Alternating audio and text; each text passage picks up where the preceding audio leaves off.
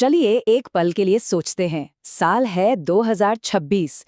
नई दिल्ली में दुनिया की सबसे बड़ी एआई समिट हो रही है और भारत के प्रधानमंत्री मंच पर आकर एक ऐसा विजन रखते हैं जिसमें आर्टिफिशियल इंटेलिजेंस की दुनिया को बदलने की ताकत है। एक ऐसा विजन जो सिर्फ टेक्नोलॉजी की नहीं बल्कि इंसानियत की बात करता है। तो सवाल यही उठता है कि इस जबरदस्त ताकत को हम कैसे आकार दें कि ये सबकी भलाई के लिए काम करे, ना कि सिर्फ कुछ चुनिंदा लोगों के लिए। और यहीं पर भारत का मानव विजन इस मुश्किल सवाल का एक बहुत मजबूत जवाब देने की कोशिश करता है। और इस विजन का नाम है मानव। पर यह सिर्फ एक नाम नहीं है, इसके हर एक अक्षर में एक गहरा मतलब छिपा है। एक पूरा रोड मैप जो हमें ये बताता है कि एआई को सिर्फ स्मार्ट नहीं बल्कि जिम्मेदार कैसे बनाया जाए। तो फिर देर किस बात की, चलिए इस विजन की एक एक परत को खोलते हैं और शुरुआत करते हैं पहले अक्षर एम से, जो इस पूरी इमारत की नींव है। मानव में एम का मतलब है मॉरल और एथिकल सिस्टम्स, यानी नैतिक प्रणालियां। देखिए सीधी सी बात है, एआई को सिर्फ एक सुपर स्मार्ट दिमाग नहीं बनाना है, हमें उसमें एक तरह का दिल भी डालना होगा। उसे सही और गलत की पहचान करानी होगी। अब इसका मतलब क्या है? मतलब ये कि एआई के कोड में ही एक नैतिक कंपास फिट करना होगा। उसे ये सिखाना होगा कि भाई इंसानियत के मूल्य क्या होते हैं, बराबरी, न्याय, सम्मान, ताकि वो कभी भी किसी के साथ भेदभाव ना करे या किसी को नुकसान ना पहुंचाए। और यहीं से भरोसे की शुरुआत होती है। ठीक है, तो एम यानी मोरालिटी तो समझ आ गई। अब आगे बढ़ते हैं अगले दो अक्षरों पर, ए और एन, और ये दोनों मिलकर तय करते हैं कि एआई की लगाम आखिर किसके हाथ में होगी। तो पहला ए है अकाउंटेबल गवर्नेंस, यानी जवाबदेह शासन। सोचिए जरा, एआई बनाना एक बात है, पर अगर उससे कोई गड़बड़ हो जाए तो जिम्मेदार कौन होगा? जवाबदेही का मतलब ही है एकदम साफ सुथरे नियम बनाना। पहले से ही सब कुछ तय होना चाहिए। अगर एआई से कोई गलती हो गई तो जिम्मेदारी किसकी है? क्या उसे बनाने वाले की, या जो उसे इस्तेमाल कर रहा है उसकी, या फिर सरकार की? और इन सब पर नजर रखने के लिए एक बहुत मजबूत सिस्टम की जरूरत है। इसके बाद आता है एन, यानी नेशनल सॉवरेनिटी, राष्ट्रीय संप्रभुता। इसे ऐसे समझिए कि ये हमारे डिजिटल किले की दीवारों को मजबूत करने जैसा है, ताकि देश का डेटा देश में ही सुरक्षित रहे। और देखिए, ये दोनों सिद्धांत मिलकर कितने कमाल का काम करते हैं।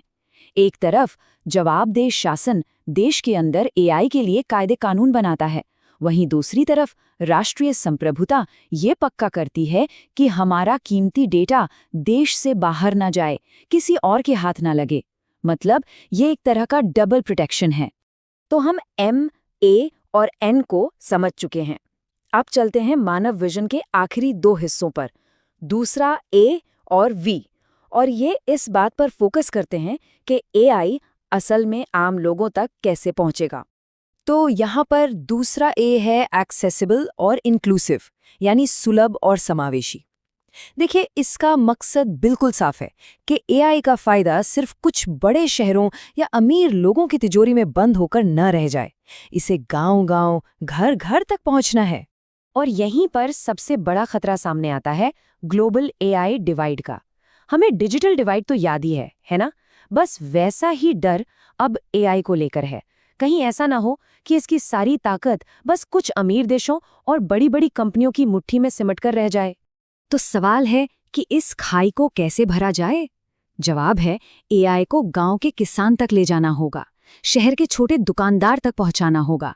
और यहाँ भारत का एक बड़ा लक्ष्य है कि वो ग्लोबल साउथ, यानी दुनिया के विकासशील देशों की आवाज बने। ये सुनिश्चित करे कि टेक्नोलॉजी की इस रेस में कोई भी पीछे ना छूटे। और अब हम पहुंचते हैं आखिरी अक्षर पर, वी, यानी वैलिड और लेजिटिमेट, मतलब वैध और कानूनी। ये सिद्धांत इस बात को पक्का करता है कि एआई हमेशा कानून के दायरे में रहे, समाज की मदद करे, ना कि उसमें कोई गड़बड़ी फैलाए। इसका सीधा सा मतलब है कि एआई को देश के कानून मानने ही होंगे। जो डीप फेक जैसी खतरनाक चीजें हैं उन पर लगाम लगानी होगी। और सबसे जरूरी बात, एआई से मिली हर जानकारी भरोसे के काबिल और सच्ची होनी चाहिए। तो MANAV, इन पांचों सिद्धांतों को जब हम एक साथ जोड़ते हैं तो क्या तस्वीर बनती है?